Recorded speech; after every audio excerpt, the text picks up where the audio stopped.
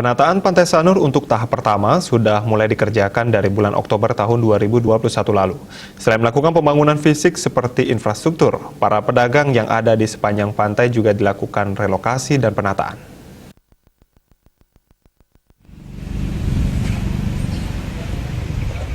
Penataan Pantai Sanur tahap awal sudah berakhir pada 31 Desember 2021 lalu. Selain melakukan penataan infrastruktur seperti runway dan walkway, penataan juga berlaku pada para pedagang di sepanjang Pantai Sanur. Bendesa Adat Intaran, I Gusti Agung Alit Kencana mengatakan, semua pedagang yang berjualan di sepanjang Pantai Sanur akan diberikan tempat, sehingga nantinya tidak ada lagi pedagang yang berjualan di sepanjang pesisir pantai atau di sebelah timur walkway yang sedang dikerjakan saat ini.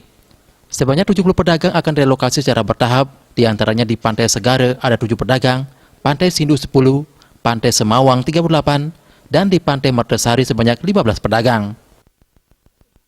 Nah, sekarang ini kan ada pedagang yang masih berjualan di Pantai Sanur, dan itu akan ditata dan kita siapkan relokasi mereka. Tidak kita tidak kita hilangkan mereka, tidak kita usir mereka, tetapi kita relokasi. Kita kasih tempat yang sekarang itu sudah contohnya ada di Sindu, itu sebagai percontohan, itu sudah kita buat, dan hari ini mereka mulai menempati per hari ini.